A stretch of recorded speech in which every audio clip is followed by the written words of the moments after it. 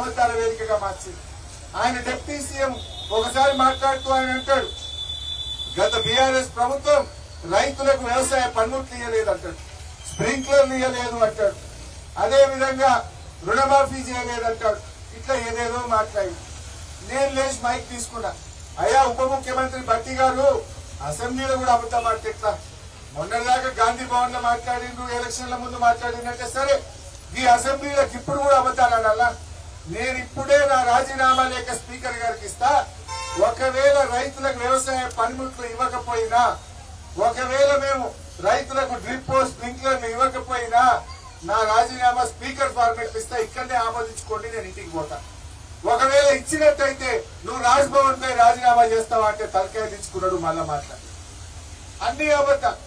7 లక్షల కోట్ల అప్పు చేసింది బీఆర్ఎస్, మా మీద బంగాం చేసింది.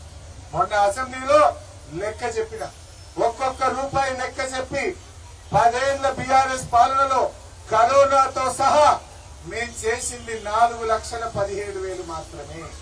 పైసా పైసా లెక్క చెప్పిన ఆర్థిక మంత్రిగా అడిగిన అసెంబ్లీలో, ఇప్పుడే చెప్పండి 4,17,000 కోట్ల కంటే 10 ఏళ్లలో కరోనా కష్టాలు, ఉదయ్ కష్టాలు అన్ని కలిపి కూడా 4,17,000. ఒక్క రూపాయి ఎక్కువ ఉంటే ఇక్కడనే చెప్పు. ఇవాళ తర్వాత మళ్ళీ ఎవడన్నా బయట 7 లక్షల కోట్లు అంటే బిడ్డ లీగల్ నోటీస్ ఇస్తా, ప్రివిలేజ్ మోషన్ ఇస్తా అంటే ఒక్కడు కూడా మాట్లాడే. ఏ రకంగా గోబల్స్ ప్రచారం చేస్తుందో మీరు ఆలోచించండి. నిజాయితీగా చెప్పాలి. నిజానికి మీ ఉద్యోగుల్లో కూడా ఈ హ్యాండిక్యాప్డ్ మన ఏదైతే ఐఈఆర్పి టీచర్లు ఉంటారో, ఆ రోజు మా వినోదన్న మాజీ ఎంపీ గారు నా దగ్గర దొరుకుని వచ్చారు. నేను నోటిఫికేషన్ ఇవ్వబోతా ఉంటే ఆర్థిక మంత్రి గారిని సంతకం పెట్టేది ఉండే. డిఎస్సి ఉద్యోగాల్లో ఈ ఐఈఆర్పి ఉద్యోగాలు 1,523 ఉద్యోగాలు శాంక్షన్ చేశాం. దాంట్లో కలిపి నోటిఫై చేస్తామంటే మేము 20 ఏళ్లకెళ్ళి పనిచేస్తున్నాం అన్నా, మమ్మల్ని రెగ్యులరైజ్ చేయండి, మాది స్పెషల్ ఇది ఉంటది, కొత్త వాళ్ళు చేయలేరు అంటే నేను ఆ రోజు డిఎస్సి నుంచి దాన్ని డిలీట్ చేసి 1,523 ఉద్యోగాలకు రెగ్యులరైజేషన్ కోసం ఫైల్ ఆ రోజు నేను అందజేసిన. అసలు నోటిఫికేషన్ వచ్చింది. మరి ఈయన వచ్చి ఇక్కడ మాట్లాడిండు, ఏమైంది అని నేను అడుగుతా ఉన్నా.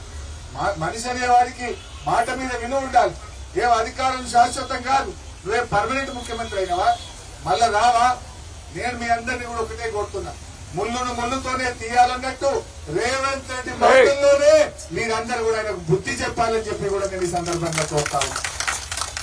అధైర్యపడకండి, తప్పకుండా మేమున్నాం. మొన్నేదో అసెంబ్లీలో అడిగి వదిలేసినామని అనుకోకండి. మీకు న్యాయం జరిగేదాకా బీఆర్ఎస్ పార్టీ మీకు వెన్నుదన్నుగా ఉంటుందని చెప్పి కూడా నేను తెలియజేస్తాను. అన్ని వేదికల మీద ఈ ముఖ్యమంత్రి మీద, ఈ ప్రభుత్వం మీద ఒత్తిడి తీసుకొస్తాం. ఎక్కడ అవకాశం వచ్చినా ఒత్తిడి చేస్తాం.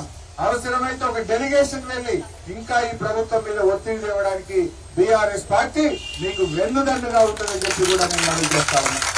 మీరు కూడా దయచేసి ఈయన చేస్తున్న మోసాలను మీ సోషల్ మీడియా ద్వారా ఒక గంట ఎక్కువ పనిచేసి ప్రజల్లో ఈయన నిజ స్వరూపాన్ని ఎండగట్టాలని చెప్పి కూడా నేను మీ అందరినీ కూడా కోరుతా ఉన్నా. ఆ రోజు ఇదే చెప్పింది కదా, మా మీద లేని పని చెప్పిండు, బీఆర్ఎస్ దించుంది, ప్రచారం చేయండి, మా వినయను అడగొట్టుంది, మా దయను అడగొట్టుంది అంటే. మరి ఇప్పుడు ఏమైంది చూశారు. బట్ అయింది. ఏదైనా ఒక వెనకటో సామెత ఉన్నది, అబద్ధం గడప దాటక ముందే, నిజం గడప దాటక ముందే అబద్ధం ఊరంతా చుట్టేస్తుందట. నిజం నిలకడమే తెలుస్తుందంటారు. నిజంగానే ఇవాళ కేసీఆర్ చేసిన మంచి పనులు ఒకటొక్కటి ప్రజలకు అర్థమవుతా ఉన్నాయి. ఇది ఎంతసేపు మీరు చూస్తుంటారు, కేసీఆర్ ఉనికి లేకుండా చేస్తా, కేసీఆర్ జాడ లేకుండా చేస్తా అని మాట్లాడతారు. Government is a continuous process. మేము వరంగల్లో 2,000 పడకల హెల్త్ సిటీ కట్టాం. ఆ రోజు ఏడాది కింద ఏ పరిస్థితులు ఉందో ఇవాళ కూడా అదే పరిస్థితుల్లో. 3 నెలలు చేస్తే గట్టిగా పని అయిపోతుంది. మొత్తం బిల్డింగ్ అంతా అయిపోయింది. సున్నమేసి మంచాలేసి డాక్టర్లను పెట్టాలన్న అంతే. 3-4 నెలల పని ఉండే.